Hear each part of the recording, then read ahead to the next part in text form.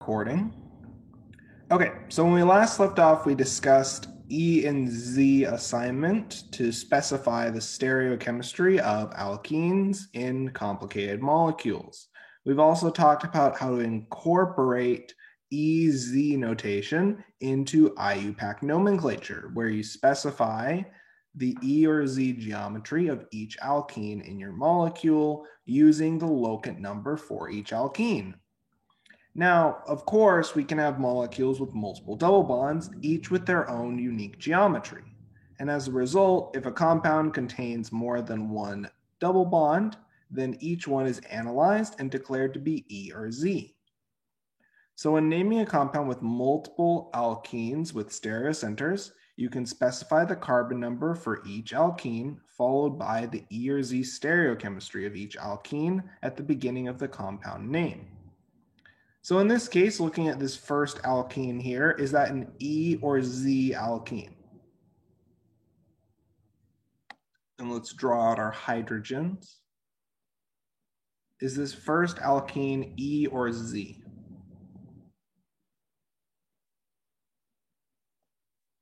It's an E alkene, exactly right. And it has locant number 1. So this would be 1E. Likewise, this alkene at locant number 4 is a Z alkene. So we name it as 1E4Z 1,5-dichloro 1,4-hexadiene, where the locant numbers for each of our alkenes directly corresponds to the locant numbers in stereochemistry specified at the beginning of this compound's name. Does that idea make sense to everyone? Does that idea make sense? Just like when you have multiple stereocenters, same principle. So for example, if we're trying to name the following structure, let's look at our theoretical numbering methods. So we can number using the counting method in black or number using the counting method in red. Which counting method is preferred? Which counting method gives us the lowest locant numbers for our high priority groups?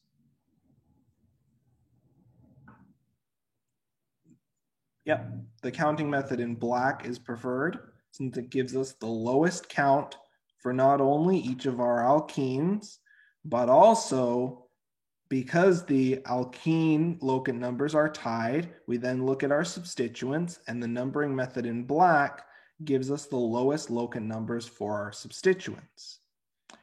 Okay, so we know that we have an iodine at the 2 position. We have a bromine at the 3 position. I'm just writing out my groups, and then I'm going to put it together into a name momentarily. Okay, we also know that we have an alkene at carbons 2 and 4. So we call this 2,4. And since this is a 6-carbon chain, we call this hexadiene. Okay. Now we need to specify the geometry. So in our first alkene, our highest priority groups are on the opposite side of the alkene. So we name this as E or Z. E. Yep. So this would be 2E. Okay, what about the alkene at carbon 4? Are high priority groups on the same or opposite side? Opposite, so we'd also assign, as students have noted in the chat, this stereochemistry to be E. So our final name would be 2E for E,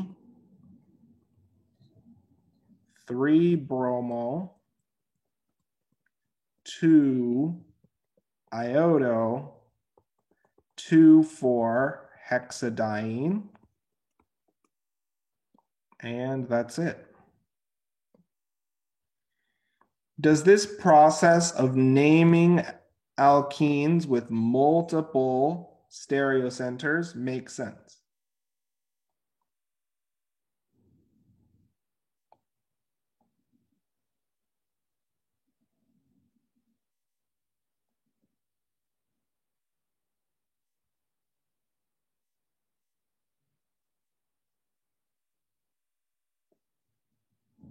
Okay, perfect.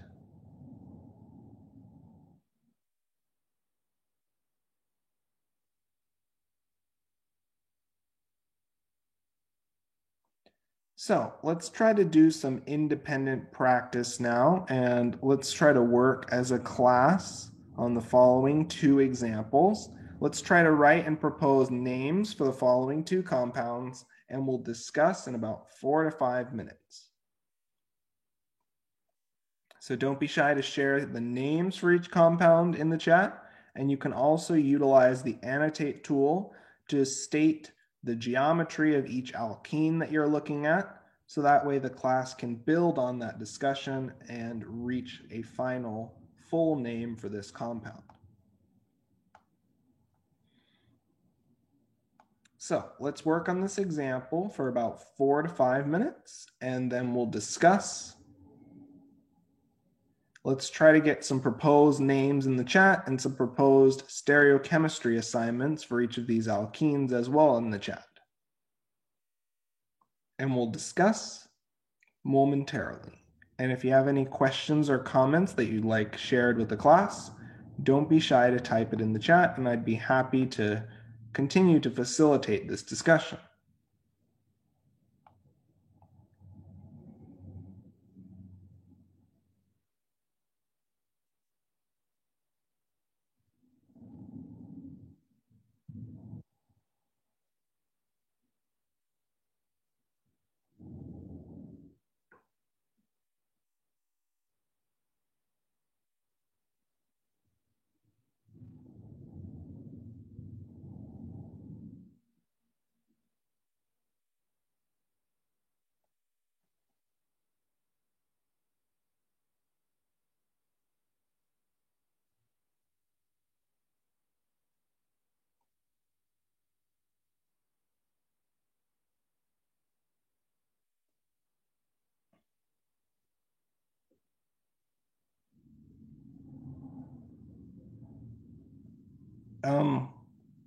Okay, so we have a proposed name of 3Z 4-chloro 1,3-butadiene.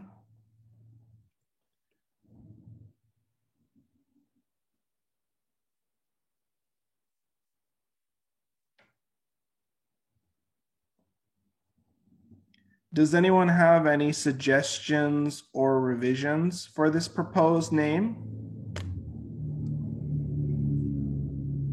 What does everyone think for this proposed name? Does anyone have another proposed name?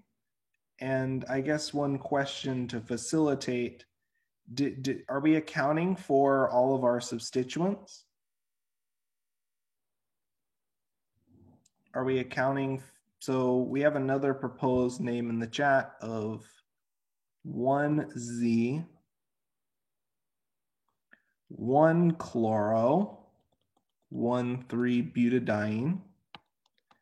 And as the class noted, we need to include the ethyl group. So this would be 1-chloro 2-ethyl 1,3-butadiene. Let's take a look at this name. What does everyone think of this name? Do you agree or disagree with this name?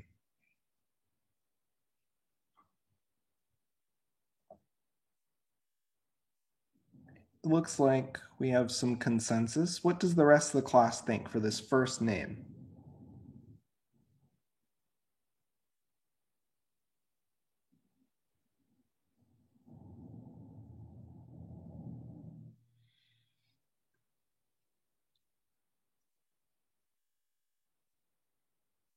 Let's talk about it. That Z assignment is pretty interesting to consider. Okay, so in terms of priority, chlorine is higher priority than hydrogen. We can treat this double bond as if the carbon was attached to, as if this carbon here had an additional carbon single bond for each double or triple bond. So we can visualize this carbon as looking something like this. If we compare these two priorities, the bottom carbon is attached to 3 carbons, so it's priority 1 over the top carbon, which is only attached to 2.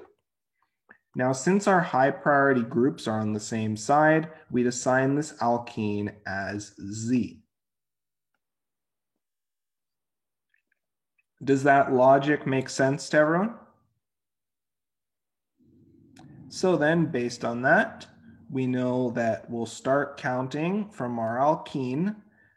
Additional considerations are given to giving the lowest locant numbers to our substituents, which means we'll be counting from left to right.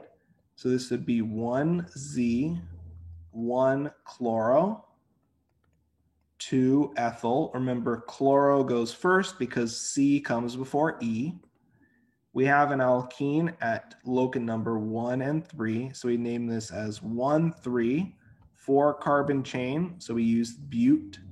And then since this has 2 alkenes, it would be butadiene.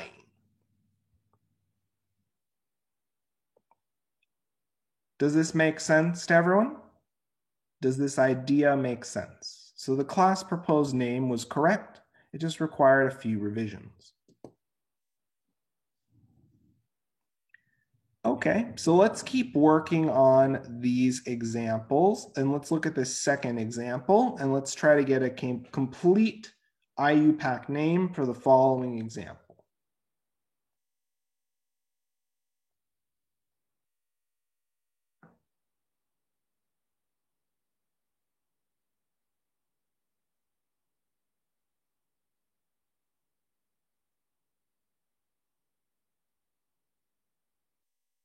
So let's try to get some proposed names in the chat, and we'll discuss in about 2 to 3 minutes.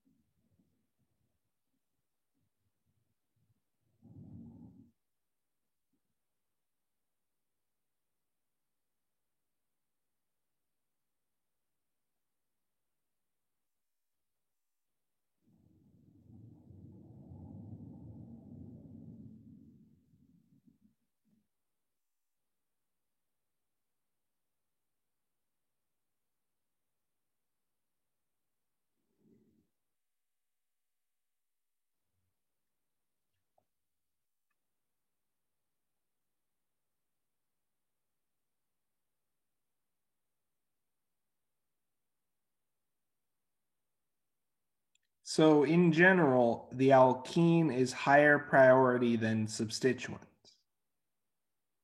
with the halogens having equal priority to a typical alkyl chain.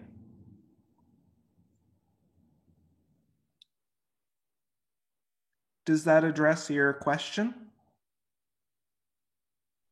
Yes, thank you. Okay, so let's keep working on this example. Let's try to get a few proposed names for this compound in the chat, and then we'll discuss momentarily.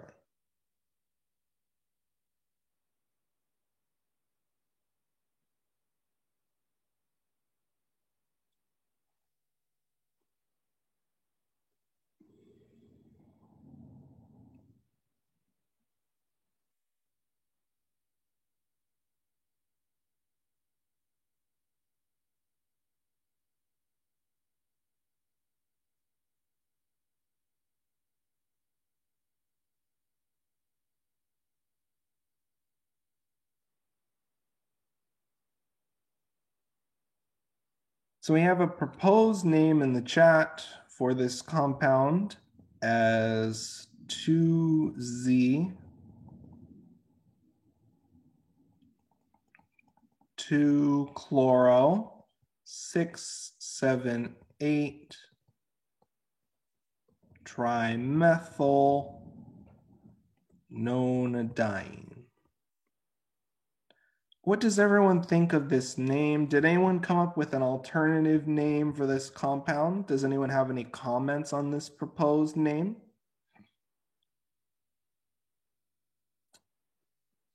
it appears that the student chose the following counting method. Whoops. Let me adjust that a little bit. The student chose the following counting method. Does anyone have a revised name or another name that they'd like to propose? Or does everyone agree with this name currently proposed by one of the students in this section? What does everyone think?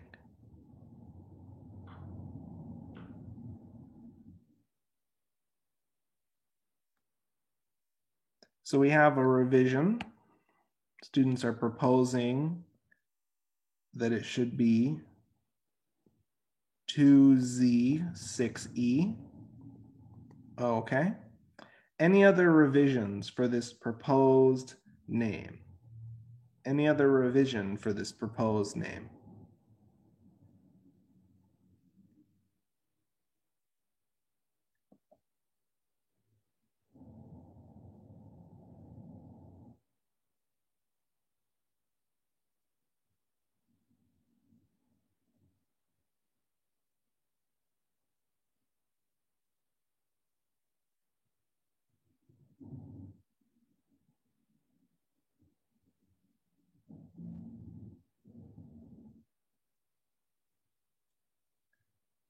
So let's talk about this name and let's talk about this. So from scratch, we want to choose the numbering method that gives us the smallest locant numbers for each of our highest priority groups. So we'd count from left to right, so that way we get the smallest locant number of 2 for our first alkene. As we've noted, our highest priority groups are on the same side, so this first alkene would be Z. Likewise, our second alkene has stereochemistry, and in this case, our highest priority groups are on the same side, so it would be a Z alkene. Okay, so we know that we'd have the name 2Z6E for each of our alkenes. Additionally, this is a 9-carbon chain. We have a chlorine at the 2 position, so that would be 2-chloro. We have methyls at carbon 6, 7, and 8. So this would be 6, 7, 8 trimethyl. And we'd have to specify the locant numbers of our alkene. So this would be 2,6-nonadiene. The reason why it's nonadiene rather than octadiene is you always want the longest chain with the most branching substituents. And if we truncate the chain and list this side group as isopropyl, we wouldn't be having the longest chain, nor would we have the longest chain with the most branching. So this would be the complete name for the following compound. Does this idea make sense to everyone? So key features, you still need to specify the location. This should be 2Z6Z. Sorry about that. I got caught up in the previous name. We have both of our alkene assignments right here. Okay, so key features to keep in mind. Make sure you correctly assign the alkene stereochemistry and make sure that you specify the locant numbers for each of your alkenes. Does this idea make sense to everyone?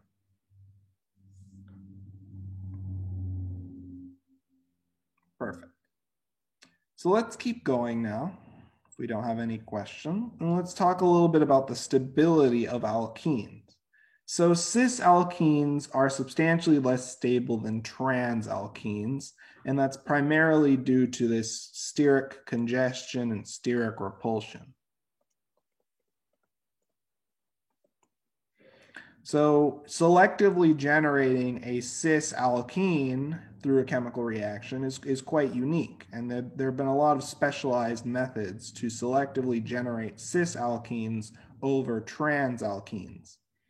So for example, if you take a mixture of cis and trans alkenes and expose them to an acid catalyst, which allows them to equilibrate, the equilibrium overwhelmingly favors the trans alkene. Okay, so Cis alkenes are less stable, trans alkenes are more stable, typically lower in energy. And that's due to this lack of steric repulsion. Now, if we compare the heat given off on hydrogenation, the less stable isomer is higher in energy. Okay, so the less stable isomer is higher in energy. And in turn, because it is higher in energy, it releases more heat. The more stable alkene gives off less heat during hydrogenation. And we can see this quite clearly based on the fact that the Gibbs energy of reaction for the trans isomer is less than the Gibbs energy of reaction, which is a measure of the energy released net overall from this reaction for the cis isomer. Does everyone see that from the energy diagram? So we would conclude then, and we can see from this chart that trans 2-butene generates roughly 5 kilojoules less heat than cis-butene. Now, since butane is the same product, if we take the difference between the Gibbs energy of reaction, that gives us the difference in energy, the delta G of cis versus trans. So we see that the difference in energy between cis versus trans is roughly 5 kilojoules. So the cis isomer is roughly 5 kilojoules higher in energy. Does everyone see that conclusion? So this is delta G, and that matches the delta G for cis versus trans. And this is a really important trick to know, because if you're making the same product, you can use the differences in reaction Gibbs energy and reaction enthalpy to estimate the difference in energy for your reactants. Does everyone see where I got this 5 kilojoule difference from? Yeah. Perfect. Now, one thing that's also important to consider, what else can we conclude from this graph? And just as an odd question, which species will react? That's interesting. So I guess looking at this graph, what other conclusions can we draw? Is there anything else interesting that anyone would like to comment on in this graph? Does there appear to be any difference in reaction rate?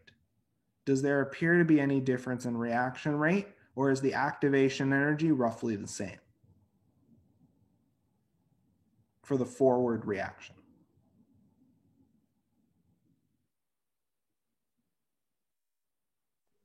Would the trans be limiting, or so not limiting, but like lower?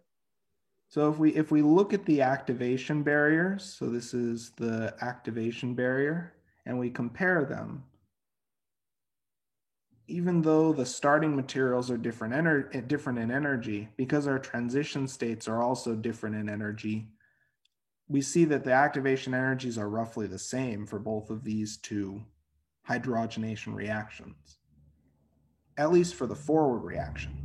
For the reverse reaction, there's going to be a pretty substantial difference in activation energy. And that'll come up later when we talk about dehydrogenation and other elimination type reactions. Just a side note, just as a curiosity. Okay, so we've established that trans alkenes are lower in energy, cis alkenes are higher in energy. Let's also talk about some other factors that impact the stability of alkenes, and this major effect is hyperconjugation. So again, we have another appearance of hyperconjugation. We know that alkenes are stabilized by increasing substitution, tetrasubstituted versus tri versus di versus mono. Tetra, where we have 4 substituents that I'll label as R, these are carbon-based or other atom substituents other than hydrogen. Tetrasubstituted alkenes are generally more stable than our monosubstituted alkenes.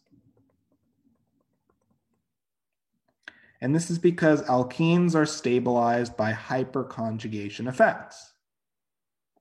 Except in this case, we are not filling an empty p orbital, we're stabilizing and engaging in hyperconjugation with a vacant pi star orbital. So electrons in neighboring filled sigma bonding molecular orbitals overlap and stabilize the vacant pi star orbital. And this is a net positive interaction. So there are a few ways that hyperconjugation can be depicted. So if you have your pi bond and your adjacent sigma bonding MO, so you have your pi bond and then sort of drawn off to the side.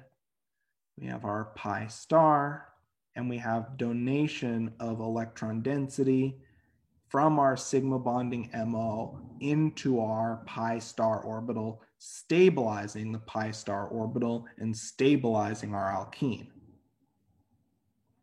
So this can be represented sort of using an orbital diagram in that we take our relatively high energy pi star orbital and we overlap it with our sigma bonding molecular orbital. And this overlapping hyperconjugation interaction in turn stabilizes our and substantially stabilizes our pi star orbital, resulting in a more stable alkene and a lower energy alkene overall. So it's a very similar effect to what we observed for hyperconjugation to stabilize carbocations, except this time our sigma bonding MO is donating electron density and overlapping with the pi star orbital. Does that idea make sense to everyone? Any questions on this idea?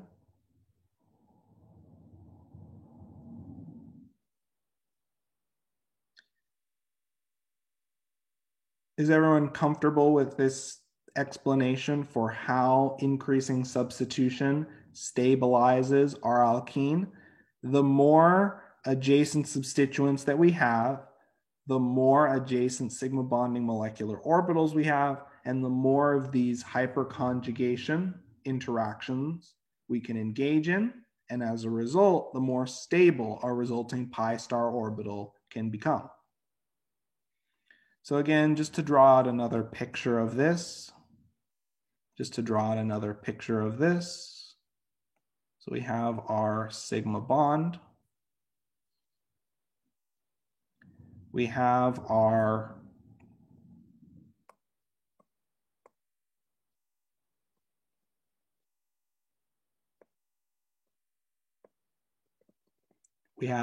pi star orbital, and we have donation of electron density and overlap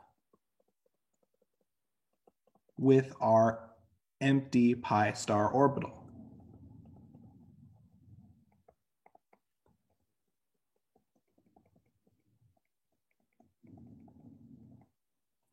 And this overlapping interaction stabilizes our pi star orbital and results in a lower energy system and a lower energy alkene. And the more adjacent sigma bonds that we have, because these carbon-carbon single bonds are rotatable, the more hyperconjugation interactions we can engage in, and as a result, the more readily we can stabilize our alkene through donation of electron density and overlapping interactions with the pi star orbital. Does this idea make sense to everyone? Does this idea make sense? Yeah. Perfect. Okay, so let's start to talk a little bit about reactions of alkenes. And let's talk about each of these different reactions and talk about the factors that make them favorable or unfavorable. So the first major subtype of reactions are electrophilic addition reactions. So in electrophilic addition, a nucleophilic pi bond, so primarily an electron-rich pi bond, is used to form two new sigma bonds. So the major mechanistic steps for electrophilic addition are: first, the alkene is protonated by forming a carbon-hydrogen bond, breaking our carbon-carbon double bond. So that's step one. Next, our resulting formed carbocation is then attacked by the nucleophile. And the nucleophile doesn't have to be the best because carbocations are really reactive. We've seen this mechanism portrayed before in the previous chapter, talking about general mechanisms. Now, some important considerations to keep in mind is that addition reactions are disfavored by entropy, as they combine two molecules to generate one product. Thus, the reverse elimination reaction is favored by entropy. So in a practical sense, what this means is that addition reactions are overwhelmingly going to be run at low temperatures to avoid competing elimination reactions.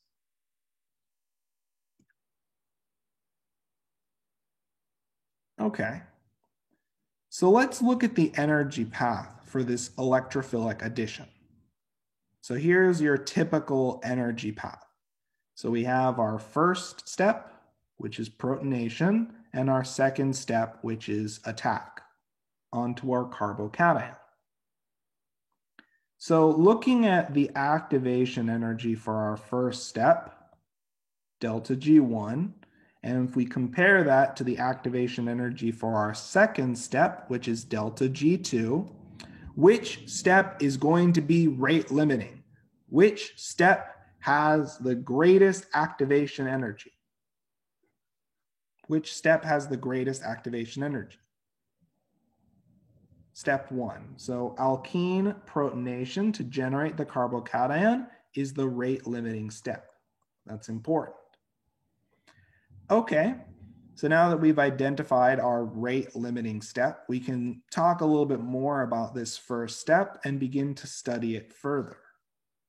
So looking at step number one, is this an exergonic or endergonic step?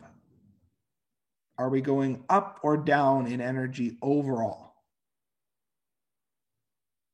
Yep, so we're going up in energy overall. So is that exergonic or endergonic? Endergonic. Yep, so step one is endergonic. And remember, when we discussed endergonic reactions, remember our transition state resembles the species closest in energy to that transition state, applying the Hammond postulate. So then, based on that idea, will our transition state resemble our reactants or products? What does our transition state resemble? Is our transition state reactant-like or product-like?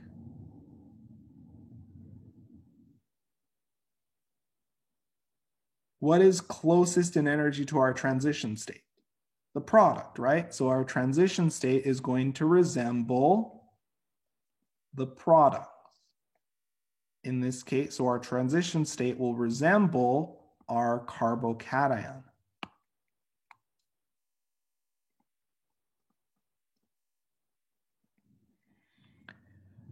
Okay, now this is really important because since our transition state resembles our product, which is carbocation-like in terms of character, we can in turn predict and estimate the stability and the relative energy of our possible transition states by looking at our possible products. Okay, so we'll apply that idea right now. Okay, so we've established this is an endergonic first step. The first step's rate limiting. Our transition state will resemble our products. Okay. So let's talk a little bit more in this discussion. Let's talk a little bit more in this discussion, and let's show an application of this. So let's suppose we have two pathways for step one. Let's suppose we have two pathways for step one, A and B. Okay, so in pathway A, we take our alkene and we protonate it, and we generate a tertiary carbocation. Okay, in pathway B, we take our alkene and protonate it, and we generate a primary carbocation. Now, remember how we said that our transition state resembles our products, right? Our transition state resembles our products, right? So if we start off with the same starting material on our energy diagram, if we start off with the same starting material, and we'll pretend pathway A is going to be drawn in purple, while pathway B will be drawn in red. Okay? So, starting from the same reactants, so pathway A and B will both start from the same starting point. Okay, so product B, would we expect it to be higher or lower in energy than product A? Which species, which carbocation is lower in energy? Which product is lower in energy?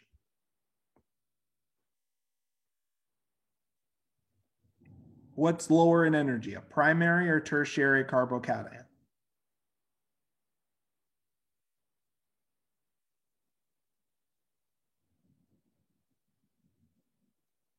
Tertiary carbocation, or product A, is lower in energy, okay?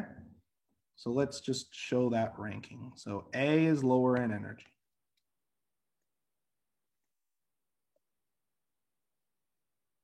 Okay. And B, in turn, is higher in energy because a primary carbocation is less stable. Now, if our transition state resembles our products, so what will our transition state for B look like compared to A? Which transition state will be lower in energy, A or B? If our transition state resembles our products, which transition state will be lower in energy? A. Exactly right. So then, we know that the transition state for A is going to be lower in energy. So if we compare our two reaction coordinates, we get the following graphs. And as we notice now, and this is really critical, if we look at the Gibbs energy of activation for A, and we compare it to the Gibbs energy of activation for pathway B, which pathway is going to occur faster? Which pathway is going to occur faster? Pathway A. So from this deduction, we conclude pathway A has a lower energy transition state and a lower activation energy. Ergo, pathway A is the kinetic product. Pathway A and product A is preferred. So we can conclude then that this product A, because its pathway has a lower activation energy, this product A is preferentially generated.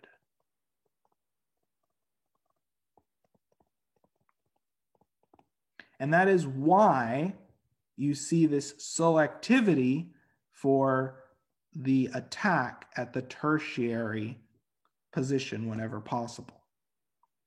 So we preferentially make the tertiary carbocation, which in turn leads to the tertiary alkyl halide being the major product. Does that argument make sense? Does that argument make sense? Okay, so that's the reason why this reaction has regioselectivity, because there are differences in the two potential carbocations you can generate, and the reaction pathway that has the lowest activation energy will be preferred. And so the pathway that goes through the tertiary carbocation will be preferred over the pathway that goes through a primary or secondary carbocation. Perfect. Okay, so let's talk about some sample reactions. So we can treat our 2-methylpropene with hydrochloric acid, and we can generate this tertiary alkyl chloride. You can also perform this reaction using hydrobromic acid as well, or hydroiodic acid, which is generated in situ. In either case, you have a strong preference for halogen addition at the more substituted carbon. The reason for that, again, is that our first step in this reaction involves attack and protonation. And then from our second step, once we have our carbocation, our halogen attacks the carbocation to generate our final product, which is our tertiary alkyl halide. Likewise, if we have the choice between attack at the primary or the secondary position, we see a strong preference for substitution at the secondary position.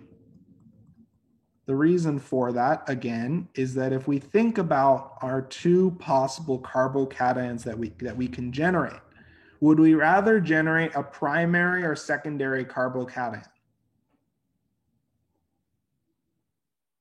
Would we rather generate a primary or secondary carbocation? And we see in the chat there's a preference for the secondary. So our alkene is going to protonate and will generate our secondary carbocation. 1, 2, 3, 4, 5. 1, 2, 3, 4, 5. Okay. Now that we have our secondary carbocation, that carbocation is quite electrophilic and will react with most common nucleophiles. And lo and behold, we have a perfectly capable nucleophile floating around that can attack our secondary carbocation. That in turn generates our final product. 1, 2, 3, 4, 5, 1, 2, 3, 4, 5, where we generate our secondary alkyl iodide. Does this process make sense to everyone so far? Does this process make sense to everyone so far?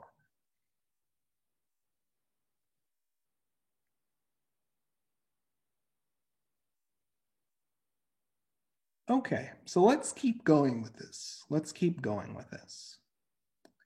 Another way of rationalizing the orientation of electrophilic additions is by utilizing what is known as Markovnikov's rule. Now, Markovnikov's rule is an empirical rule that was found that when we look at electrophilic addition reactions, the electrophilic addition reactions have a preferred regioselectivity. So if you have an unsymmetrical alkene, there are two different ways that our HX reagent can add, but one way will be overwhelmingly typically preferred over the other. So electrophilic addition of HX reagents is regioselective. You observe preferential reactivity and substitution at specific carbon atoms in your molecule. And it follows what is known as Markovnikov's rule. So Markovnikov's rule quite simply states that the halogen is generally installed at the more substituted carbon. And the reason behind that is because we are generating the more stable carbocation. And the pathway where we generate the more stable carbocation has a lower activation energy, and it's preferred kinetically. It's also the thermodynamic product as well, conveniently enough. Okay, so as we notice, if we have a choice between a primary and a tertiary position, we observe selectivity for the tertiary position.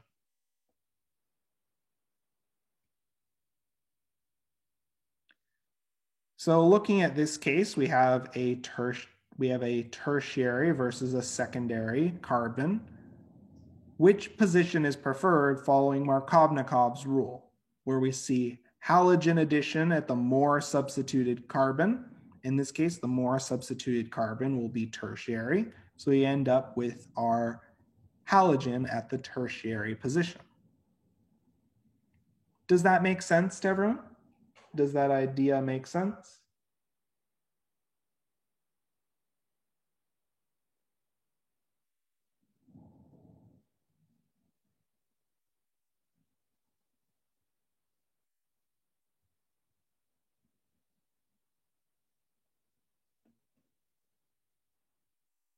Okay, so let's keep going from this.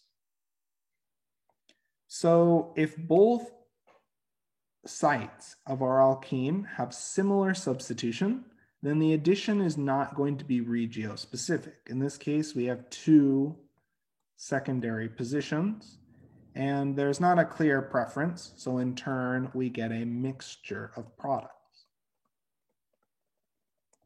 There's not enough of an energetic difference between the two potential secondary carbocations. There is a slight preference, but nothing usable. Does that make sense? Now, a far more useful interpretation of Markovnikov's rule is that the more highly substituted carbocation forms as an intermediate rather than the less highly substituted one. So tertiary cations and the associated transition states are more stable than primary cations. We've established that in detail. That is why we observe preferential substitution at the tertiary position, because our tertiary carbocation is preferentially reformed. We can also restate Markovnikov's rule in the following way, where the more stable carbocation forms as an intermediate rather than the less stable carbocation. I personally prefer thinking about things from the energy diagram perspective. What do my intermediates look like? What do my transition states look like? Because it provides us a lot of tools to begin to influence how the reaction behaves and bias the reaction's selectivity. Okay.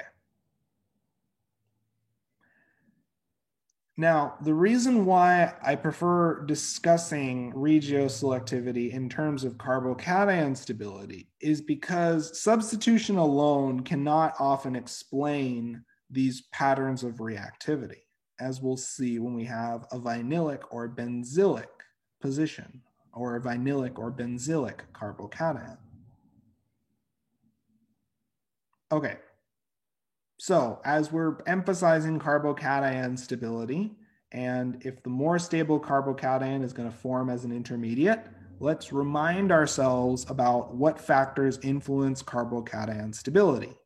The first of which is substitution. We've effectively applied that already, where the tertiary carbocations are the most stable.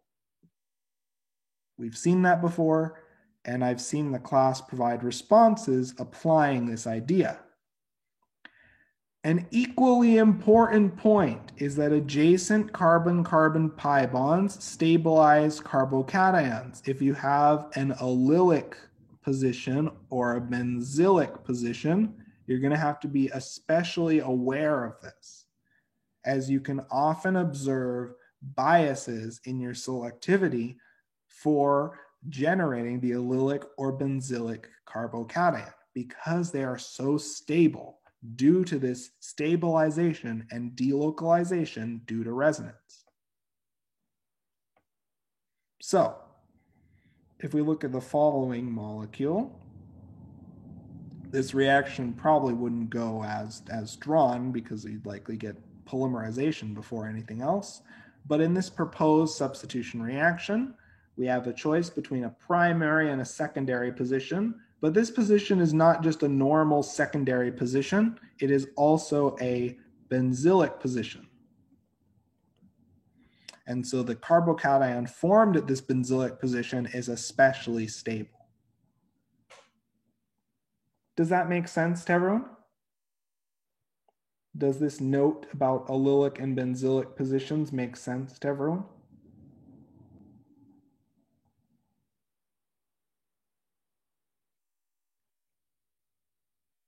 Okay. So let's sort of unpack again this idea behind why does electrophilic addition follow Markovnikov's rule? So we know that the transition state is similar to the intermediate reactant or product that is closest in energy to that transition.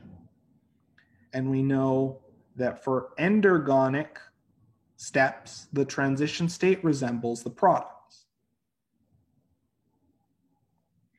We don't have to concern ourselves too much with these exergonic steps because we don't see that as rate limiting in this case. So as we discussed, the main intermediate that we generate in electrophilic addition is our carbocation. And as we've seen previously, this intermediate, in turn, closely resembles our transition state for the first and second step because they're so close in energy. So each of these two steps, step 1 and step 2, each have their own activation energy. And we've clearly established that this first step is our rate limiting step, has the largest activation energy. Okay. Now, when we compare our two possible reaction pathways, we know that the faster reaction has a lower activation energy. And the activation energy depends on the difference in energy between our transition state and our reactants. So, as we discussed, when we compare our two potential regioselectivity pathways, we notice that the pathway to generate the tertiary carbocation generates a more stable carbocation, which in turn leads to a lower energy transition state because our transition state resembles our products. And because our transition state is lower in energy, our Gibbs energy of activation is lower for this pathway in green. And in turn, that means that we observe a faster reaction to make our more stable carbocation. Does this summary make sense to everyone? I'm just recapping what we've seen time and time again. I want you to get used to using these energy diagrams as we'll use them again in future chapters. And it really provides you a more quantitative method of assessing and understanding reactions rather than just memorizing rules. Okay, so we've established the pathway to make the tertiary carbocation is favored, it's faster because the transition state is lower in energy and we have a lower activation energy. So our main takeaway from this entire analysis is that the reaction that produces the more stable carbocation occurs at a faster rate, favoring the tertiary carbocation product. Wonderful. Okay.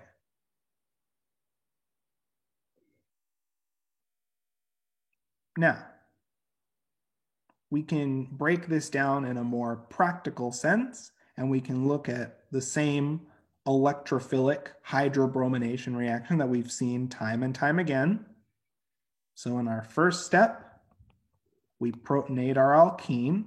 We make our first intermediate. That's our carbocation. In the second step, we attack our carbocation and generate our tertiary alkyl halide. So this is how we've mapped a specific reaction to this energy diagram scheme. Any questions on our analysis of electrophilic hydrobromination using the Hammond postulate? Does this make sense to everyone so far?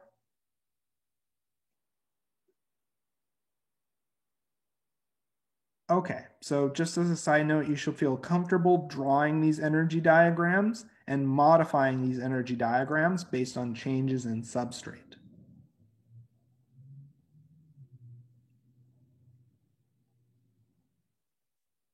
Okay, so just to showcase our two pathways, once again, for these two competing pathways, the reaction that produces the more stable carbocation occurs at a faster rate, and that's why we see that the tertiary carbocation product is favored. And because this is such a large difference in activation energy, there in turn is a large difference in selectivity.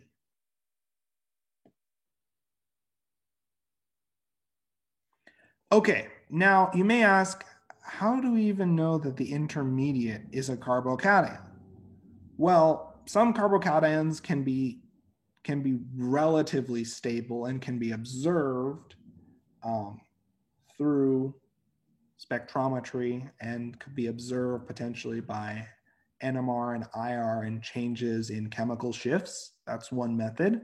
We also have some more tangentially related pieces of evidence for a carbocation being generated, in that we often observe these hallmark carbocation shifts. Remember how we discussed carbocation shifts last chapter? Well, these can give you quite the headache if you're trying to perform hydrobromination or hydrochlorination on certain uncooperative substrates. So, for example, in this case, we would expect we only have a primary and a secondary site to worry about. However, when we run this reaction, we see that our secondary alkyl chloride is only generated in about 50% of the isolated product. The rest of our product is this tertiary alkyl chloride. Now, clearly we don't have an alkene at the tertiary position, so how are we generating that tertiary alkyl chloride? Well, the answer stems from a carbocation shift. So after our first protonation, we make a secondary carbocation. Is that the most stable carbocation we can generate? Can we shift a alkyl group or a hydride to make a more stable carbocation? Yes. So this process can occur. It's not entirely quantitative because this carbocation is so reactive. It can sometimes just get caught and react before the shift. But in many cases, there's a hydride shift, and you in turn generate a tertiary carbocation. And this tertiary carbocation is preferentially generated, and that's why we see, now that we have this tertiary carbocation, we can then attack that carbocation with chloride and make our tertiary chloride. So the fact that we see these shifts, which are a hallmark of carbocation intermediates, provides evidence that supports the idea of a carbocation intermediate. Of course, there are more conclusive pieces of evidence for a carbocation intermediate, and there have been a pretty extensive amount of work in sort of providing conclusive evidence that a carbocation is generated, and even potentially observing a more stable or semi-stable carbocation species generated in these reactions. Okay, So that's one piece of evidence. And you can really get quite a mess as well. Another piece of evidence supporting a carbocation intermediate is that if you have delocalized carbocations, you can generate multiple regioisomers. So for example, if you protonate either of these alkenes, so you have a secondary versus a tertiary position, we have a tertiary carbocation, and you think, well, we could stop there. However, we know via resonance that this carbocation is delocalized over multiple atoms. So we have two tertiary carbocation sites, and in turn, we observe two regioisomers.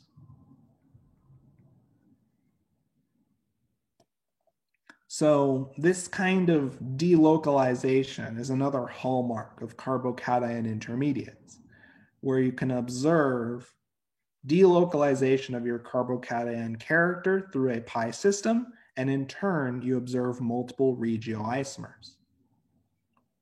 Does that make sense to everyone?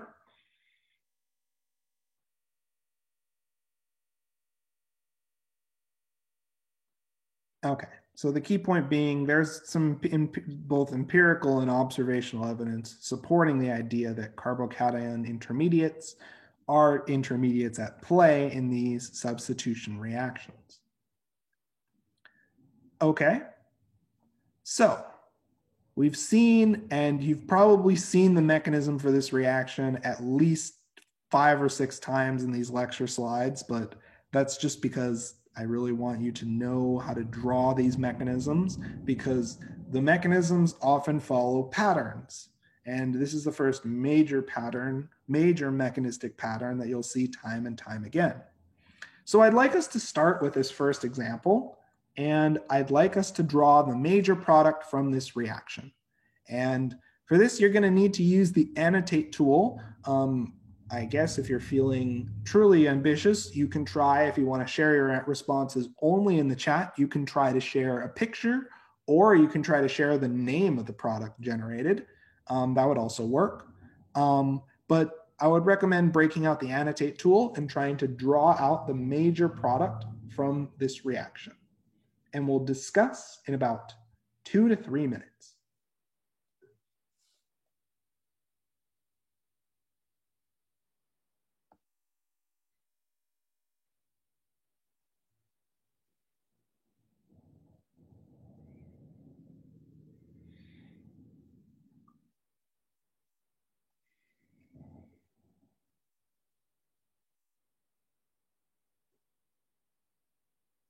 And don't be shy to use the annotate tool to draw out your proposed structure for the product from this reaction.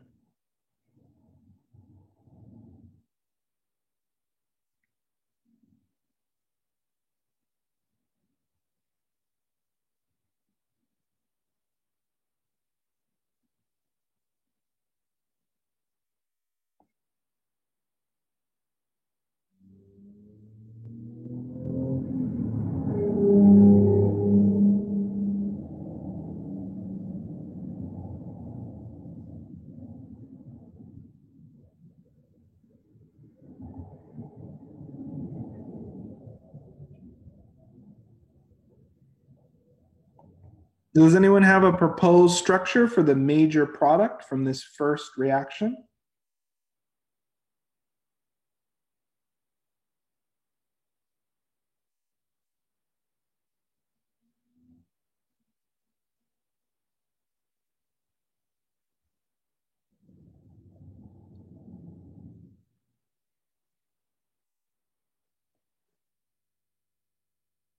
Don't be shy to share your responses using the annotate tool or as a picture in the chat, or you can provide the name.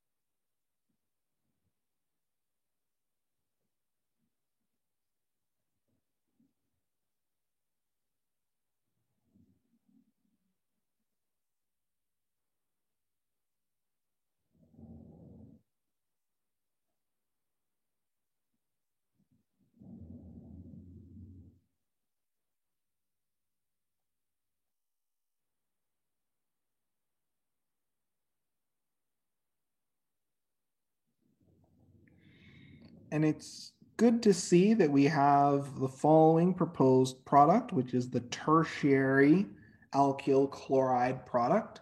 What does everyone think? Do you agree? Do you disagree? Do you have another product that you'd like to propose? What does the class think? Does this look reasonable to everyone?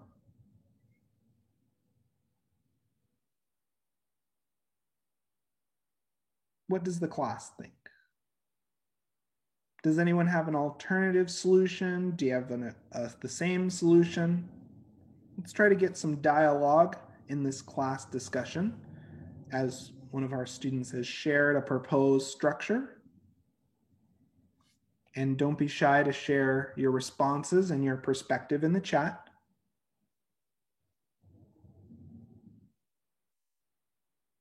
What does everyone think? Does this structure look reasonable? Does this product look reasonable? Does anyone have another response or comment relating to this?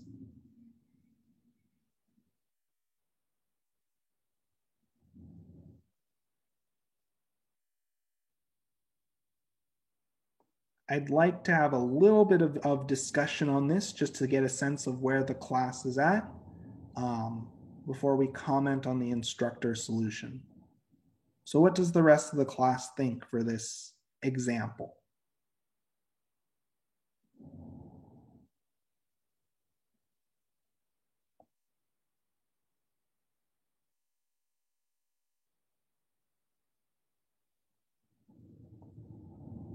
So if we think about what intermediate we can make, would we prefer to make the secondary or tertiary carbocation? Overwhelmingly, what intermediate will we prefer to make as our first step? What intermediate would we prefer to make?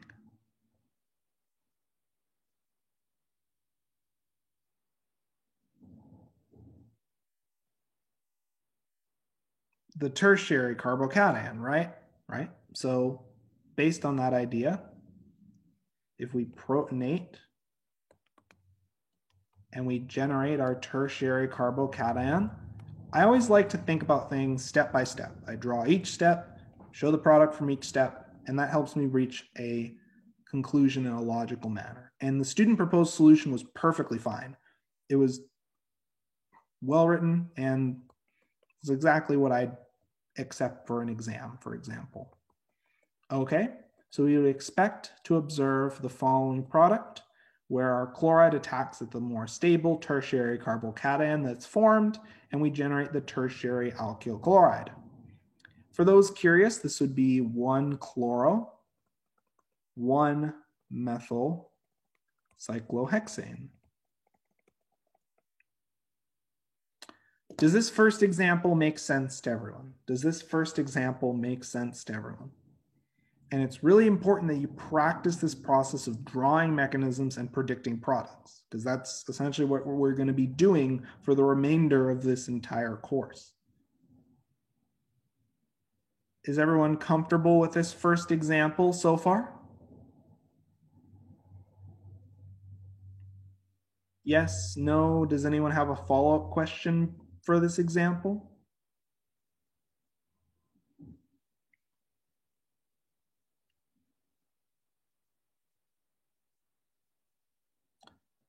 Okay, so let's try this next example. I'm going to give you plenty of space for this. And this is the type of question that you'd see on an exam.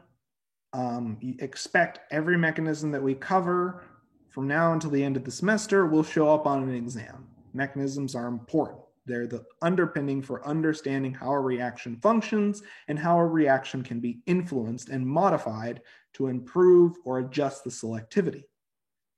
So I'd like us to draw a mechanism for the following reaction. And this reaction involves linking two of the concepts that we've seen already in this class: the electrophilic substitution and another part which I'm going to have you sort of try to figure out over the course of this mechanism. So I'd like you to note on our alkene, we have a primary and secondary site, and somehow our halide ends up at the tertiary position. What is going on there? Would someone like to comment on why that is? Would someone like to comment on a potential cause for this shift in regioselectivity? So think about that. What could be causing this change in regioselectivity? This is not a typo. This is not a typo.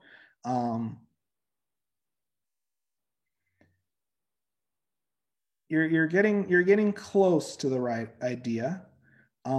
Start trying to draw the mechanism for this reaction, and we'll discuss this example in about another 4 to 5 minutes.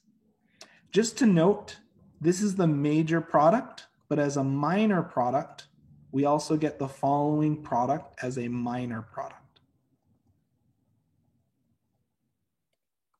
So you can draw the mechanism to make the major and minor products and try to explain why we get this very odd major product. And just to be clear, it's not a typo. This is actually what you'd isolate if you ran this reaction. So don't be shy to break out the annotate tool or to share a picture of your drawn mechanism. I really want you to focus on drawing these mechanisms because it's a really critical process for later on in this class.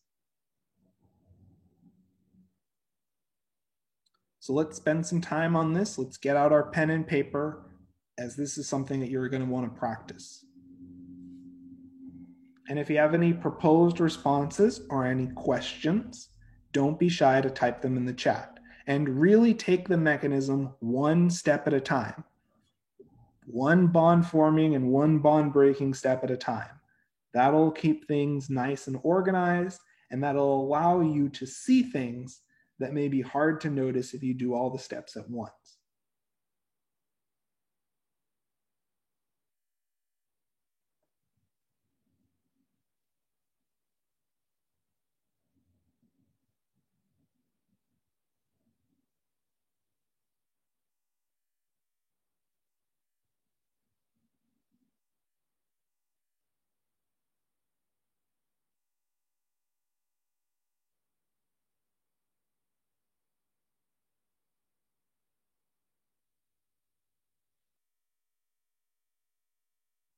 So let's try to get some responses either as a picture of your mechanism in the chat or using the annotate tool. This is something that we want to practice moving forward. And that's part of why I provided the supplement from the Pushing Electrons book. Okay, so we have our first step drawn where we protonate our alkene. Wonderful. Okay, and what intermediate are we going to make?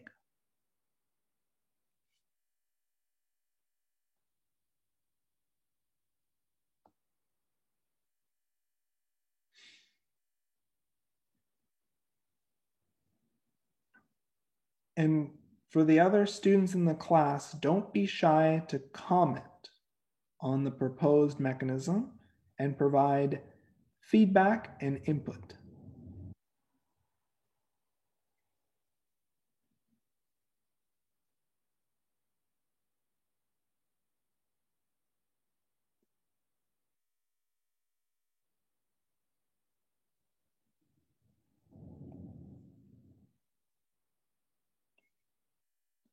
We're on the right track. Could you break up that mechanism into pieces and try redrawing your intermediate? You're on the right track, but try to break it into steps. So you drew step 1 and draw that intermediate out, and then show the 2 pathways as 2 separate lines.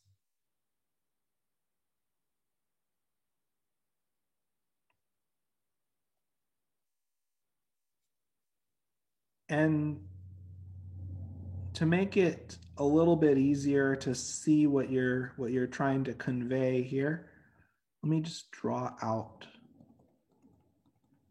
bromine here, so that way you can draw an arrow step by step.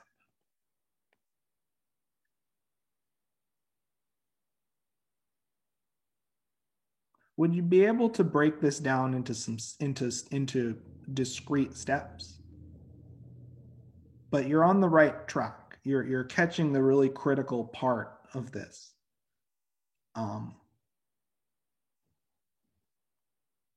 let's try to build on that, and let's try to clarify and make our arrow pushing a little bit more clear.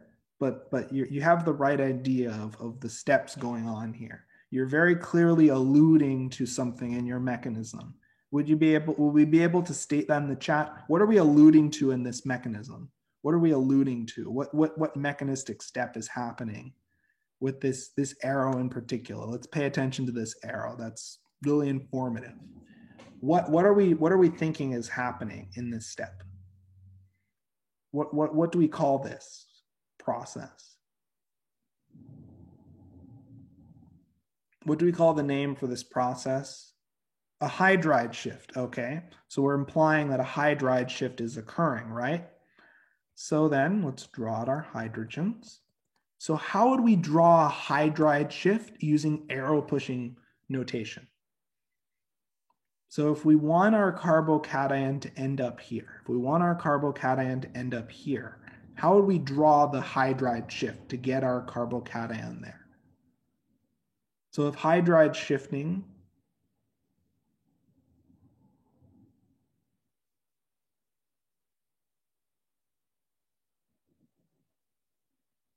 sure. Yeah, you don't need to worry about the equilibrium arrow, but that's a good point to consider. But what would the actual arrow pushing look like for that hydride shift?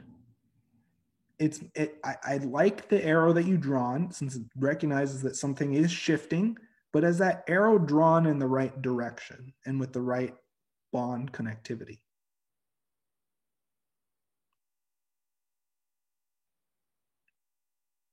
And I guess the easiest way to see that is, perfect. So we have one of the classmates contributing, and they're drawing an arrow from the carbon-hydrogen bond to our carbocation. So our hydride shifts over. Okay. And now that our hydride shifts over,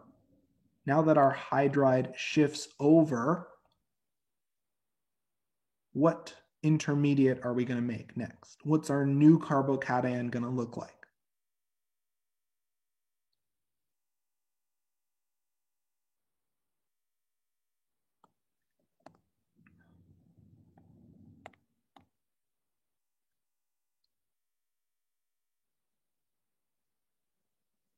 Exactly right. And now that we have, sure, you can draw that in that same step. Yep, that's more than okay. Now that we have that carbocation, what happens next? Bromide attacks. And what product do we get out from this? Let's draw our arrow. Which product are we getting?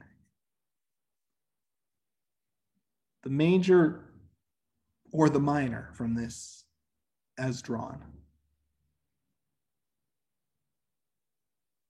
The major. Perfect. Great.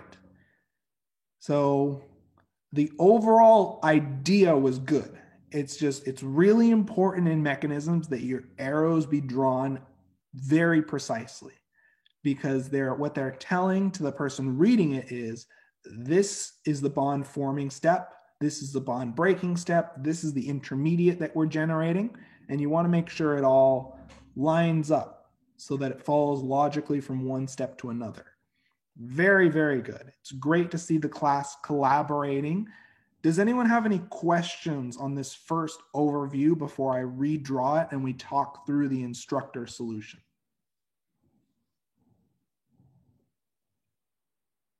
Okay, so let me clear this and I'll draw out the instructor solution. Okay, so first things first, I always like to start drawing out my reactants and products as just a separate line. I like to draw all my mechanisms in my own pen ink, just so that way it keeps things clear and keeps the problem as tidy as possible. So our first step, as we've alluded to, is attack and protonation to generate our carbocation.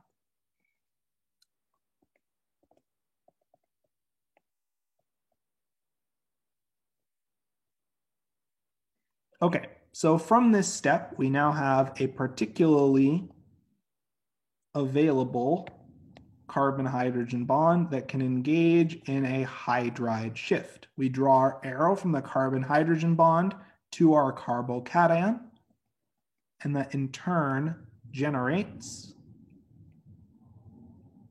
our tertiary carbocation. From our tertiary carbocation, we can intercept our tertiary carbocation with our alkyl, with our bromide anion and generate our alkyl bromide product.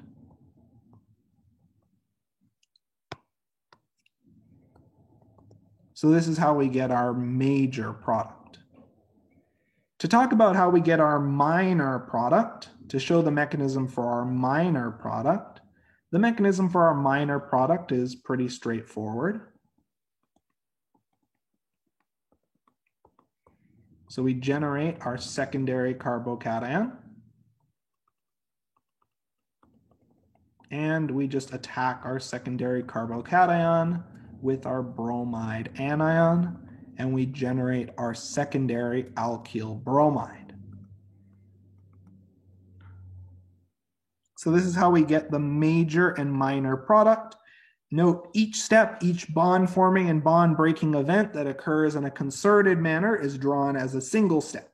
It's important to draw each discrete step as its own unique step in the mechanism, because if you draw multiple steps occurring at once, you're implying that it's a concerted process, which may be appropriate, but in most cases it will not be for these types of mechanisms.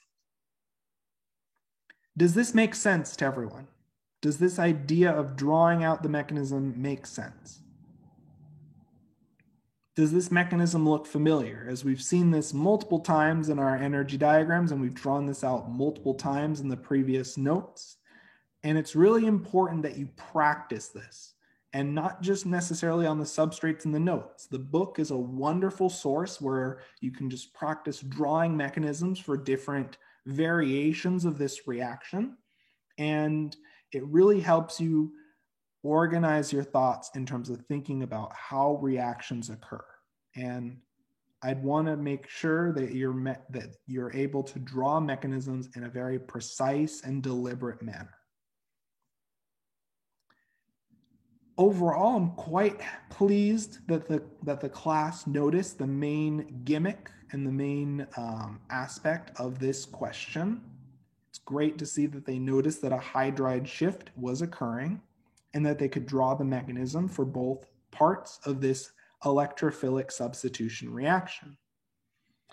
This is a great stopping point for today. So what we're going to do is we're going to